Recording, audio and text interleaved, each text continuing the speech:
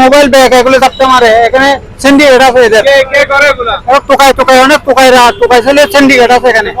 দর্শক, আমরা এই মুহূর্তে রয়েছি চট্টগ্রামের যে 2 নাম্বার গেট রয়েছে, 2 নাম্বার গেটে এখানেই আমরা শুনেছি প্রতিনিয়ত চুরি ছিনতাই হতে এখানে বিভিন্ন অপকর্ম হয়ে থাকে। বিশেষ করে এই চট্টগ্রামের 2 নাম্বার গেট হচ্ছে চট্টগ্রামের একেবারে কেন্দ্রবিন্দুর একটি জায়গা, যে জায়গা অতিক্রম করে প্রতিনিয়ত বিভিন্ন জায়গা থেকে মানুষ এখানে যাওয়া আসা করে।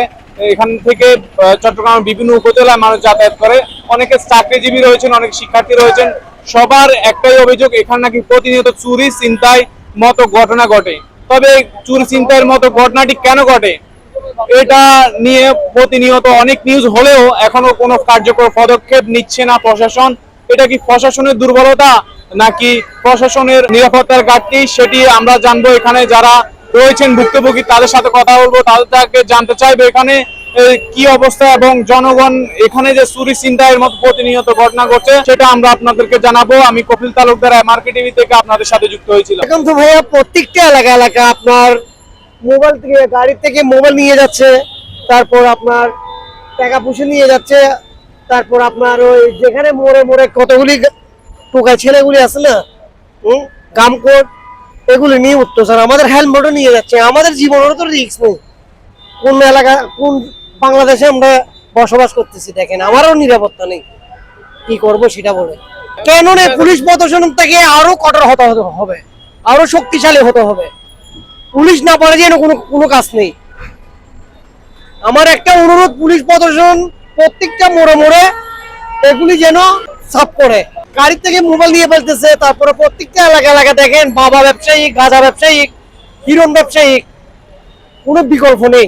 আমার একটা অনুরোধ, পুলিশ প্রশাসন থেকে কঠোর হতে হবে, আমাদের থেকে সচেতন হতে হবে। মোবাইল ব্যাগ এগুলো থাকতে মারে এখানে সিন্ডিকেট আছে এদের কে করে এগুলা টোকাই অনেক টোকাই ছেলে সিন্ডিকেট আছে এখানে। কোনো ব্যবস্থা নেই, ও তো ছাইয়ে থাকে শুধু। প্রশাসনের ব্যবস্থা নিতে এগুলো তো হয়তো না, প্রশাসনের অবহেলার কারণে এগুলো হইতেছে। তদন্তকারী থেকে ব্যাগ মোবাইল এবার টান মারে, এতে সিন্ডিকেটের দল আছে এখানে। আর কি বলবো ভাই, প্রশাসনের কোনো উদ্যোগ নিচ্ছে না এগুলা, প্রশাসন নীরব পালন করে এগুলা, প্রশাসনের কোনো ইয়ে নেই, উদ্যোগ নেই ভাই। প্রশাসন ইয়ে করতো এগুলি সব ইয়ে হয়ে যেত। পরে একদম চলন্ত গাড়িতেই ঝাপটা দেয়, চলন্ত গাড়িতে ছোট ছোট বাচ্চাগুলো বেশি দেখছে। আমার চোখের সামনে অনেক করছে, আমি দেখছি অতিরিক্ত বেড়ে গেছে। বাসের মধ্যে ঝাপটা দিয়ে নিয়ে দৌড়তে স্পিডে, এখানেই বেশি ঘটে এই জায়গাটা আর সামনেটাতে একদম বেশি। মনে করেন এখানে কতগুলো কাম করতে থাকে, ওগুলাই সবকিছু করে আর কি করে। আমাদেরকে দেখলে তো সমস্যা হবে না, আমরা গাড়ি চালাই তো, এই জন্য আমরা বেশি দূর বলতে পারবো না। আমাদের দেখলে উল্টা আমাদের ক্ষতি করবে। আপনারা বলতে কি সমস্যা? ক্ষতি করবে আমাদের, এটা তো ওরাই নেশাবানি করে, ওরাই করে। বললে কি করবে ওরা?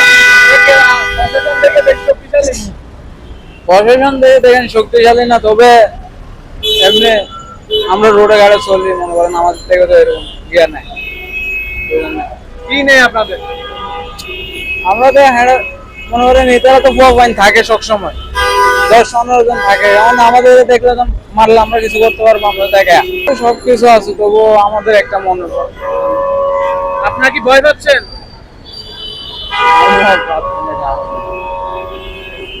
এমনি দেখবেন এখানে কতগুলো আছে, এমনি এখানে সবসময় বসে থাকে, মেয়ে ছেলে সবসময় বসে থাকে। 2 নম্বর গেট বসে, ডিসি মোড় বসে, আরো বহুত জায়গায় বসে, ওরা গ্যাং করবে। পড়ে থাকছে এখানে, অনেকটা ঘরে পড়ে থাকে, শিকল নিয়ে টান মারে, দৌড়ায়, আর মানুষের মোবাইল নিয়ে দৌড় মারে। ওখানে অনেক, যদি আমাদের থেকে মাঝে মধ্যে টাকা পয়সা নিয়ে নেয়, যদি না দিয়ে চুরি দেখায়, এগুলা তো ভাই স্বাভাবিক চলতেছে এখানে, এগুলা কেউ প্রতিবাদ করে না। এগুলা এখানে টোকারি, অনেক টোকারি আছে, এরা দেখবে যে দিনের বেলা ঘুমায়, রাতের বেলা আপনার দাম খায়। এখানে প্রশাসন কোনো উদ্যোগ নেয় না যে এদেরকে ধরে না। মোবাইল নিয়ে যাচ্ছে, টানে গাড়ি থেকে দৌড় দিয়ে পালা যাচ্ছে, আর ওদেরকে তো ধরা সম্ভব না। কেন ধরা সম্ভব না? এখন প্রশাসনে ধরলে না ধরতে পারবে, এখন প্রশাসনে যদি ধরতো তাহলে এখানে ছিনতাইগিরি থাকতো না। ওরা যদি আইনগত ব্যবস্থা নিত তাহলে এখানে কি এগুলো। চট্টগ্রামের যে 2 নাম্বার গেট, এই 2 নাম্বার গেটে যে চুরি ছিনতাইয়ের মতো ঘটনা দিন দিন বাড়ছে। এই ক্ষেত্রে আমরা এখানে যারা স্থানীয় মানুষ রয়েছেন বাইক চালক রয়েছেন, রিক্সা চালক রয়েছেন, সবার সাথে কথা বলেছি। যাত্রী যারা রয়েছেন এখানে দিয়ে যারা প্রতিনিয়ত যাতায়াত করেন তাদের সাথে কথা বলেছি। তারা আমাদেরকে যেমনটা জানিয়েছেন যে এখানে প্রতিনিয়ত চুরি ছিনতাইয়ের মতো ঘটনা ঘটছে, কিন্তু এখানে প্রশাসন নাকি নীরব, আবার অনেকে ভয়ে মুখ খুলছে না।